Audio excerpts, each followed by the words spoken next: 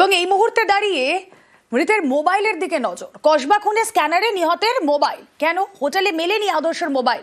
গতকাল দুপুর 2:41 phone active. তাহলে অ্যাক্টিভ কে ছিল?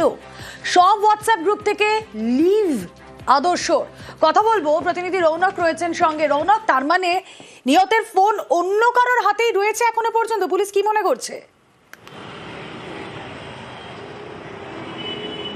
দেখো, পুলিশের সন্দেহ হচ্ছে যে দুজন অর্থাৎ তরুণী এবং যুবক তাদের ওপরেই, কারণ তাদেরকে এই ঘটনা ঘটার পর থেকে এখনো তাদের খোঁজ পাওয়া যাচ্ছে না। যে তরুণী তার বাড়ি কালীঘাটে এবং যে যুবক তার বাড়ি নদিয়াতে, সব জায়গায় পুলিশ তল্লাশি অভিযান শুরু করেছে। সব থেকে বড় বিষয় হলো যে সেই ফোন কিন্তু আদর্শ সরকার সেই রুমের থেকে পাওয়া যায়নি। এবং গতকাল অর্থাৎ যখন আদর্শ সরকার দেহ উদ্ধার হয় তার কিছু আগেই 2:41 নাগাদ সেই ফোন অন করা হয় এবং তারপরে হোয়াটসঅ্যাপ ডিঅ্যাক্টিভেট করে দেওয়া হয়। তাহলে কি যারা এই ঘটনা ঘটেছিল তারা কি পরিকল্পিতভাবে এই কাজটি করলো? কারণ তারা হয়তো জানতো তাদেরই খোঁজ করছে পুলিশ, সেই কারণে যাতে মোবাইলের টাওয়ার লোকেশন ট্র্যাক না করা যায় হোয়াটসঅ্যাপ গ্রুপ ডিঅ্যাক্টিভেট করে দেয়, অর্থাৎ মোবাইল ফোন অন করে প্রত্যেকটি জায়গা থেকে তারা আনইনস্টল করে দেয় হোয়াটসঅ্যাপ বা অন্যান্য অ্যাকাউন্টগুলো, এবং সিমও কিন্তু ফেলে দেওয়া হয়। অর্থাৎ পরিকল্পিতভাবেই কি এই কাজটি করা হয়েছিল, এটা ইতিমধ্যে খতিয়ে দেখা হচ্ছে। এবং গতকাল যখন 2:41 নাগাদ এই ফোন অন করা হয়, কোথায় অন করা হয়েছিল সেই টাওয়ার লোকেশন ট্র্যাক করার চেষ্টা করছেন তদন্তকারী আধিকারিকরা, এবং কারা এটি করেছিল গোটা বিষয়টি কিন্তু ইতিমধ্যে কসবা থানার পুলিশ নজরদারি করছে। ওকে,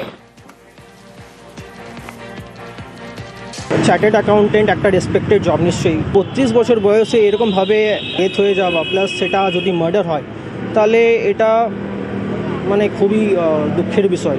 এটা এরকমভাবে ডেথ হয়েছে তো বোঝা যাচ্ছে যে এটা তো মার্ডার। তো এটার তদন্ততে যাওয়া যাক যে কে ওই দুজন কে। দেখুন, ইনস্টাগ্রাম এগুলো তো খুব কমন আছে, ঠিক আছে, Instagram, Snapchat, this is very common. তাছাড়া কিছু হয়তো ডাউনলোড করেও থেকে যেটা আমার জানা নেই, ঠিক আছে। মোবাইলটা পাওয়া যায় না, মোবাইলটা তো আমাদের ওয়ালেটও এখন না, কিচ্ছু ছিল। এই কসবার নিহত দুবরাজপুরের বাসিন্দা আদর্শ লোসালকা কলকাতায় বহুজাতিক সংস্থায় কর্মরত। গত 5 বছর ধরে কলকাতায় আদর্শ। ছেলের মৃত্যুর খবরে শোকের ছায়া পরিবারের। কথা বলবো, প্রতিনিধি সুপ্রতিম রয়েছেন সঙ্গে। সুপ্রতিম, এই আদর্শর কি কোনো শত্রুতা, কারোর সঙ্গে কোনো পারস্পরিক বোঝাপড়ার অভাব এরকম কিছু ছিল? পরিবার এখনো পর্যন্ত কিছু জানাতে পারছে কারা করে থাকতে পারে এই ঘটনা?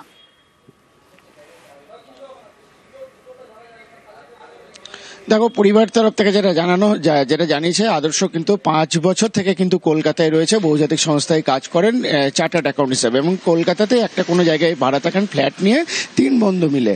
কিন্তু এরপরে কার সঙ্গে তার কি সম্পর্ক সেটা কিন্তু পরিবারের লোকরা জানে না। তবে এই যে হঠাৎ করে ঘটনা, গতকাল থানা থেকে তাদেরকে ফোন করে যে ঘটনার কথা জানানো হয়েছে তাতে কিন্তু তারা যথেষ্টই রহস্যের মধ্যে যে কিভাবে খুন হলো। তবে তারা এটা দাবি করেছেন যে খুন হয়েছে এবং তাদের আত্মীয়রা ইতিমধ্যে কলকাতায় চলে গেছে, এবং যেটা জানা গেছে তাদেরকে বেশ কিছু সিসিটিভি ফুটেজ দেখিয়েছে, সেটা কিন্তু তারা দেখে কাউকে চিনতে পারেননি এমনটা জানা গিয়েছে।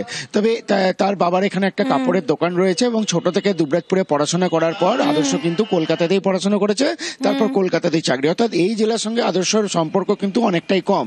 তবে তার বাবারা কিন্তু যেটা জানিয়েছে যে গত পরশুদিন একবার কথা হয়েছিল, তখন তিনি জানিয়েছিলেন যে বাইকে করে আলিপুর যাচ্ছেন।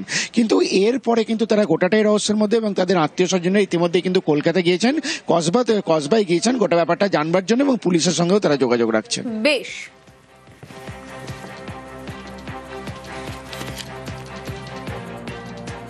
কলকাতায় পিডব্লিউসি অফিসে ও চাকরি করতো, চার্টার্ড অ্যাকাউন্ট ছিল। তো থানা থেকে খবর পেলাম যে ওর মার্ডার হয়েছে, আর কসবা থানায় নাকি তার বডি আছে। কালকে রাত্রে ও বলেছিল যে আমি ওই নিউ আলিপুর সাইডে যাচ্ছি, বাইকে করে বেরিয়েছিল, ঠিক আছে। তারপর থেকে ওর সঙ্গে আর কোনো যোগাযোগ থাকতো বাংলো এভিনিউতে। 3টে বন্ধু মিলে থাকতো ওরা একটা ফ্ল্যাট।